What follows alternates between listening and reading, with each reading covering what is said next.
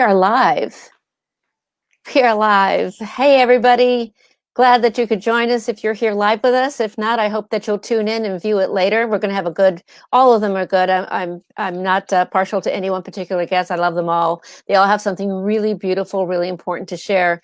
And my name is Debbie Leno. I'm a certified integrative health coach, and I'm also a yoga teacher, love to teach meditation, love to guide slow, yummy practices. And I'm also the creator of the Facebook page, The New Ageless Women.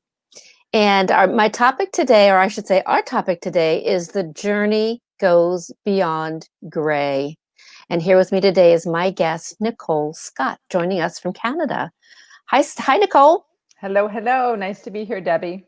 Oh, I'm so glad that you took the time out to do this with us. You have some great stuff to share with us today. I'm going to tell you something a little bit about Nicole. She is a registered holistic nutritionist, a healthy lifestyle expert, network marketing professional, and author.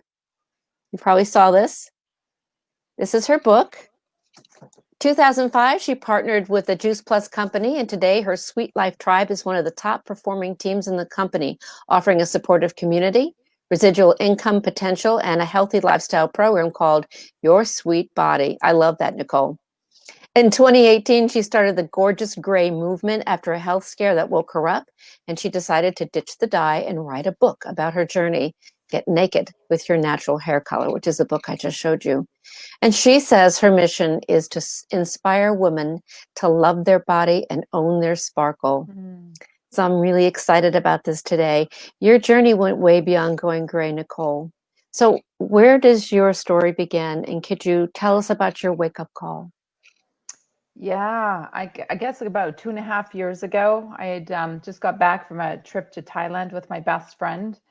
And within that month, my period started to change. Periods. I was 46 years old, and all of a sudden, it's like, what's going on? These aren't normal. So I knew something was starting to change in my body. And within a year, I had actually gained about 45 pounds. And I'm a nutritionist, and I did nothing different. It was the first time in my life that I really felt out of control. I felt my body was letting me down. I'm like, what is going on, God? What is happening to my body? And in that year, I went for some basic checkups with my medical doctor as well as my holistic team. I have a couple naturopathic doctors that I check into, and they found lumps in my breasts and very suspicious. They felt very cancerous. They were just like, you need to get this checked out. We're really concerned there's cancer that runs deep in our family, not breast cancer, but just cancer in general. And I'm like, me having cancer, the potential of me having cancer, how is that even possible? And so I lived in about a week of unknown. And ladies, if you're watching this, and my heart goes out to you if any of you have either had to go through and then wait for the diagnosis and maybe get a diagnosis of yes, and then the journey of just like, now what's next? And luckily they were benign.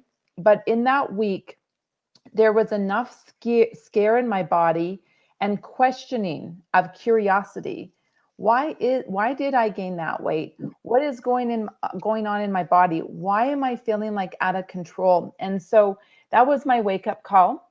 And like any curious person, whether you're a nutritionist or not, or a mom, and you're just curious, I hit the books. I went back to school. I listened to podcasts. I reached out to some of my mentors, and I started to do the tests and to dive deep down to figure out where I could start cleaning up my act that maybe I was avoiding. And the first thing that I had to clean up my act, lady, was my hair dye. Well, I was paging through your book, and there's so many places in there that really spoke to me. But you reference all the chemicals and additives that are in our food supply, Mm-hmm. and yet we're dumping it straight on our scalps. Right.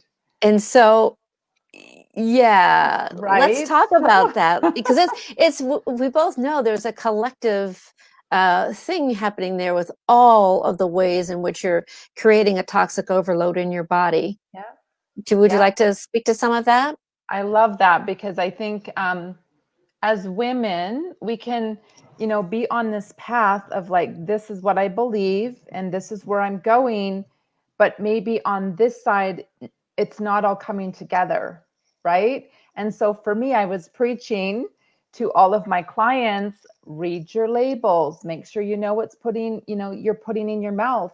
And I knew going back to school back, gosh, 15 years ago, they told us how dangerous hair dye was. They told us how poisonous it was. They showed us the research, but I kind of forgot about it. You know how we just kind of tuck things away?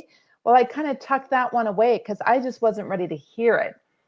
And I know, for the women that are watching this, it's like sometimes it's just a timing thing. And for me, I just wasn't ready to do the dye. I was in my young 30s. I had a husband that looked at the time like he was in his 20s. He still got ID'd at the liquor store when he wore a baseball hat. And so I had that ego that was just fighting me and battling me to say that no way. And back then there wasn't the like, hey, going gray is cool. There was no, Facebook groups, and there was no, big stars on the red carpet yet that were doing that. And I wasn't a confident young 30-year-old woman that could just embrace it and start a movement. I just wasn't. I was a very follower, I guess you would say, as a woman. I just kind of followed and I didn't lead because I had lost me. I lost my confidence along the way. But yeah, going back to your question about food, it was so ironic that in school we got taught to read the food labels, yet I wasn't reading my hair dye label.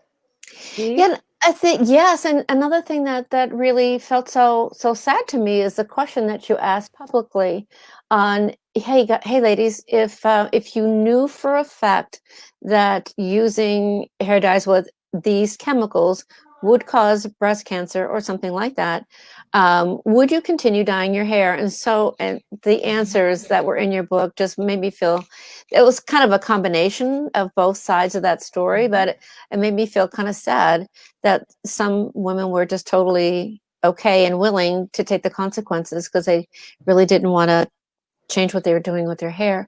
But let's speak to the safer side. As if you do choose to keep your hair color, do you have any recommendations on what would be better? Yeah, absolutely. And that's a whole chapter in my book if you're not ready, because I really honor women where you're at and on your journey. And there's no judgment for anybody if you're just not ready. So, the best and safest, I guess, technique that I have discovered is henna.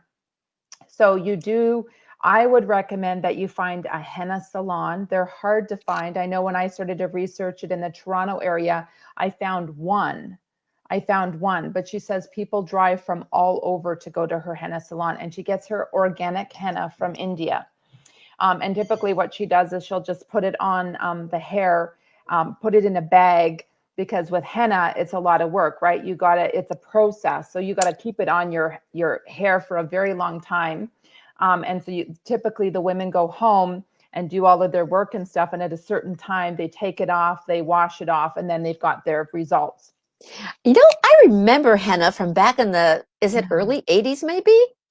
Yeah, maybe. Yeah, but all the girls were doing henna at the time. I remember that. Yeah, so henna, but you just have to make sure that it's pure, that it's 100% pure, because they can cut henna and they can put a dangerous ingredient in it called PPD.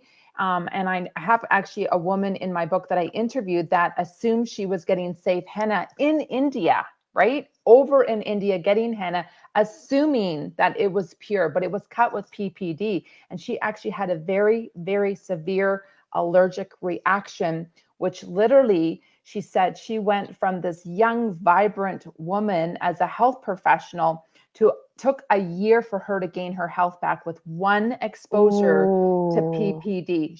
Her face wow. was swollen, the level of toxicity in her body. And she said she didn't go out into public, into speaking. She canceled everything because her health, she felt like she aged like 50 years. She felt like she said, 90-year-old woman. It impacted her health that much Oh my from goodness. one exposure. So So just, like, mhm. patch testing is something we should be doing, huh?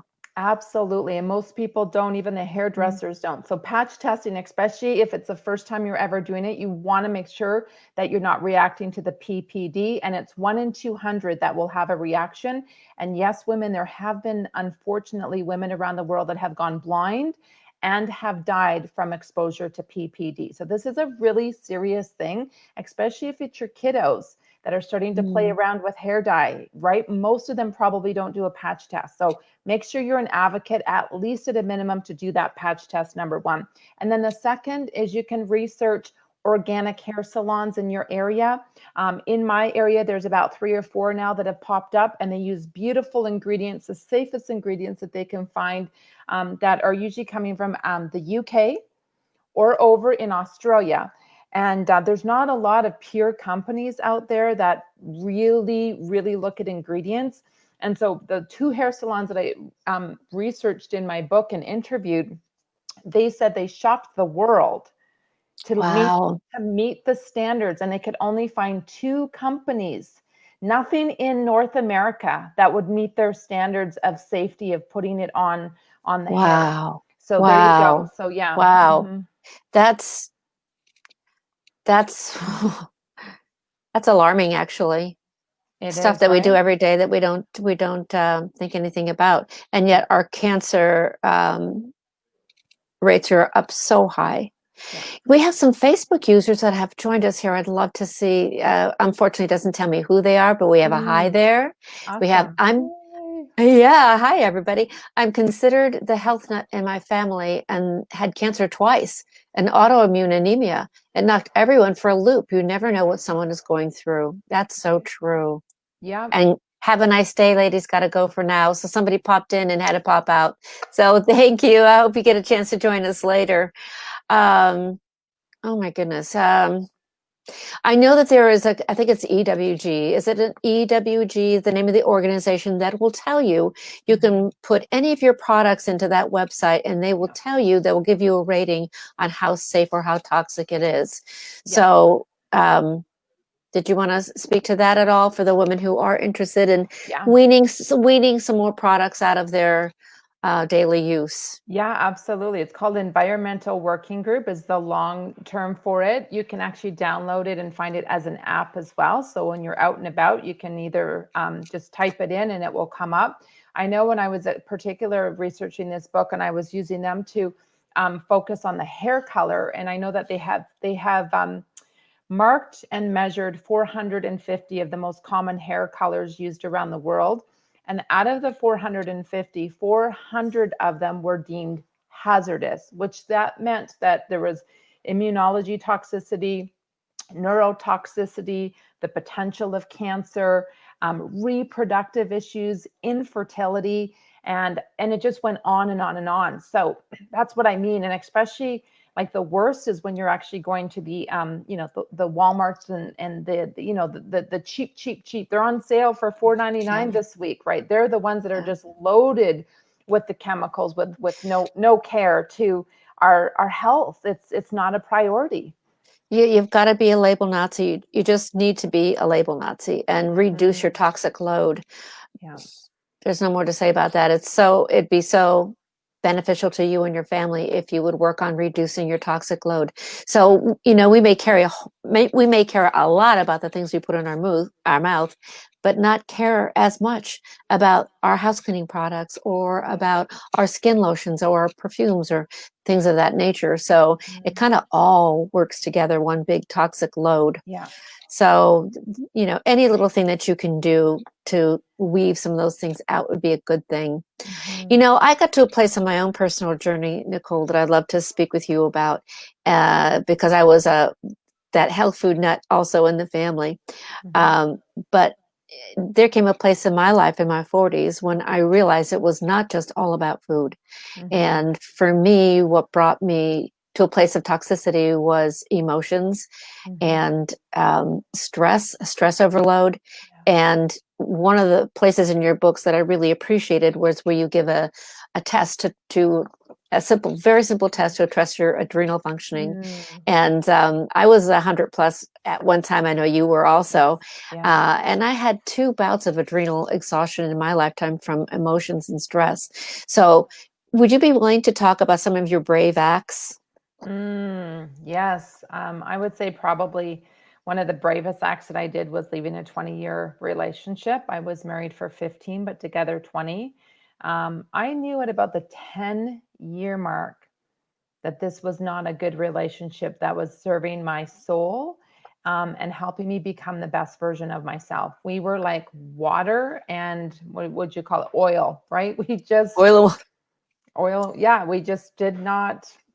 And yet I forced it for another 10 years out of maybe guilt, out of shame, out of the like, you stick to it, the old story that like you stay with somebody to the end. And I just bought into all the old stories that were hanging out there of what I needed to do in a marriage and just kept on trying to work at it.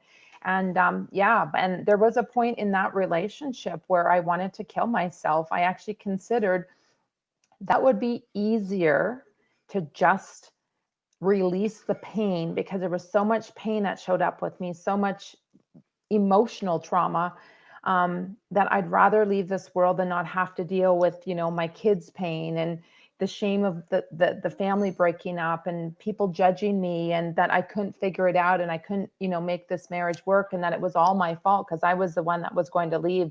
But I got through that. I did a lot of praying. I did a lot of soul searching. I found some people to help me through this that coached me, and gave me the love and support that I needed to get to a place where it was time to leave and I could handle this and get through it. You had a couple of prayers in your books that I really loved. I really loved the prayer that you offered up to say, "Am I, do I just end it right here? Is there a Mm-hmm. purpose for me?" And that night that you got your answer, that there was purpose for your life. Mm-hmm. And then the other one when you created your avatar for your special someone. Yes. Yeah. But that prayer that you did every day, oh, it just really, I love that. Mm-hmm. Yeah.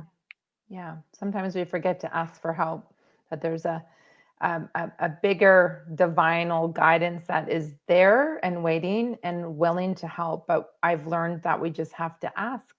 And that's where that daily prayer or meditation or connection, and you don't have to be religious because a lot of people that they come and I'm like, but I'm not religious, Nicole. I don't go to church. I don't know if I believe in the God. And I'm like, well, then don't call it God, call it goddess, or find a word that resonates with you. Maybe it's universal energy, but just even if it's in that like 3 minutes, 5 minutes before you get out of bed, a nice prayer to that universal energy, of gratitude, of just being grateful for what is showing up in your life and what's to come, and just grateful for the day, grateful for the moment that you're still alive and you get to touch your feet on the ground and move to the bathroom and everything is working okay.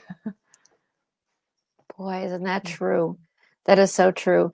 Yes, I've been in circles too where, if you say certain words, it kind of triggers some people. And it really, for me, it all comes down to source. For me, Mhm. my source of Mhm. inspiration, my source of motivation, my source of help is God. So, and for other people, source might mean something else, but there is a Mhm. source. There is a source of Right. unconditional, universal, divine love that is there for everybody.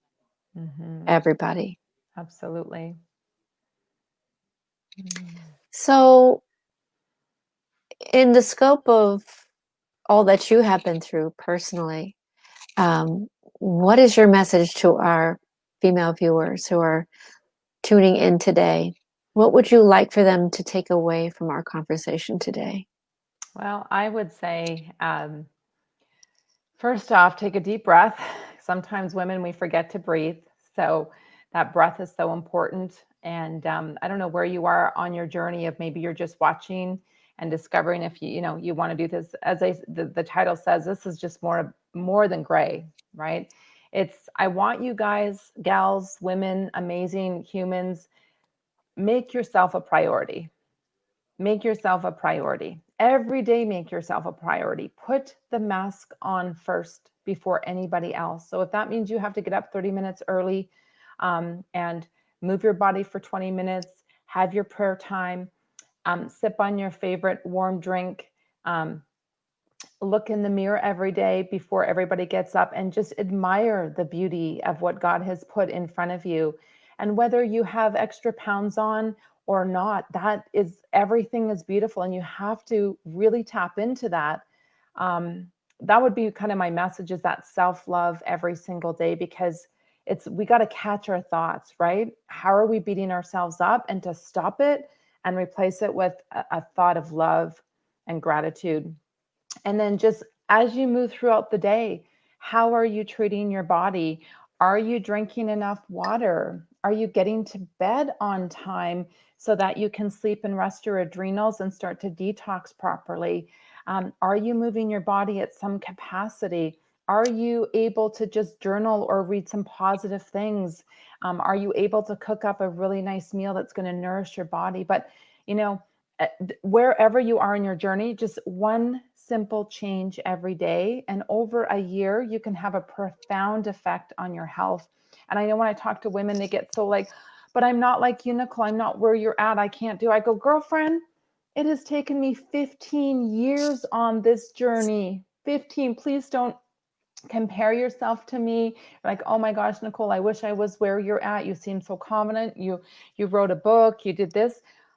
I've been transforming for 15 years. I have been hiring the coaches. I have been doing the work. I have had to slay my demons. As I said in my story, I was at one point wanting to kill myself, ladies. I didn't want to be here. I wasn't the woman I am today. So hold tight, show yourself love and compassion, and just one step at a time, but have a vision. Know where you want to go, know the woman that you want to be, and know that you can get there one step at a time. That is such great advice. Oh gosh, because I know it's hard sometimes. We, especially for the women that um, they go so far in a journey and then they have one little perceived failure or fallback or whatever, and they go, ugh, what am I doing this for? Yeah. You know, but you just pick yourself back up and say, okay, I mean, I have days like that a lot still. Right. I'm still personally developing. Yeah. And I hope to do so until I take my last breath. I hope I continue to personally develop. So yeah, don't beat yourself up. I really like that, to just keep going one day at a time. Yeah. Yeah. One day at a Yeah. time, one moment at a time. I mean, even yesterday, after I was on an all-day conference and I had like just the craziest month, I was tapped out. But I know when I tap out, I'm like, I shut my phone off. I'm done. Nobody's calling me. I'm not going to hear anything. My computer went down. And the first thing that I do when I know that I'm done is I go to Mother Nature.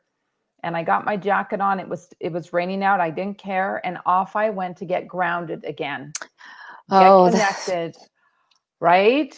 And yes. oh, just that 30-minute walk was almost Hmm. like the biggest hug. It was like my brain started to come down. I started to see clear again. I was like getting connected to my breath. And I was like, okay, girl, you got this. So what else do you need tonight? Okay, you just want to eat light. Okay, make yourself a healthy, powerful smoothie. Okay, check. I don't want to eat fish. I don't want to eat, like, nothing was just, I was just listening to my body. I was like, What do you need today, Nicole? I love that question to ourselves. Like you're talking to your best friend, right? right, what do you need? Oh, I had a 35-minute bath. I had my lavender. I just told everybody, this is what mommy needs. And so just honor that. That's what I need. And then today I'm back. I'm back. And I'm back on track. So we all kind of come down, we hit our max, and then we bounce back up because we refill our glass. Yes. And I can remember a time in my life when I have 6 children, but at the time when I was experiencing this, I had 5 children, 4 very close together, and stay-at-home mom, stressed to the max. And I couldn't get out by myself, and I didn't have the tools back then to really understand that I needed to be grounded. So instinctively, do you know how I got myself grounded? I don't know. Tell me. I would go and take a shower and just be like this, Oh, and just showers are let the so water, beautiful. I would just let the water fall on me. And Yeah. it would be my moment of refreshment. So that was my outdoor rain, only it was my shower. It's so beautiful. It's funny that Yeah. you say that. Some of my best ideas come in the shower. I'm kind of like, I don't have a hot tub. So my shower becomes almost like my hot tub. And I think I use up all the hot water. My boyfriend, when we very first started dating, goes, how long do you have a shower for? And I'm like, a long time until all the hot water goes out, and we just laugh. And he knows when I go in the shower, is this a hot tub shower or is it just a quick shower? Are you coming out soon? But honestly, that's where some of my best ideas come. It's just like, da, da, da, da, da, da, da, da. Oh, I'm The just like, yes. downloads. Mhm. There's something about water. It is very refreshing, very Yeah. relaxing. So, ladies, it's okay to get off by yourself and take a long shower or a long bath if Yeah. that's your thing. And really just figuring out what tools you need to be your best self. Absolutely. Thank you, Nicole. Thank you so much for taking some time out to be with us today. Parting is always so hard for me when I have to say goodbye, so we probably should wrap it up. Thank you Awesome. again, and I'd love to do this again. Maybe in the spring we could get a panel together of lots of experts in their fields and do something really wonderful for women. I would love that. That's my favorite topic, is starting to educate and to teach. And we could dive into the toxins in your home and in your kitchen, your bedroom, all of that stuff. So yeah, let's set something up. That would be amazing. Yeah, I'm going to start working on that and put some feelers out there for a group of women to come together and do that for our viewers. That sounds So great. thank you. Yes, Thank you. namaste. Bye for now.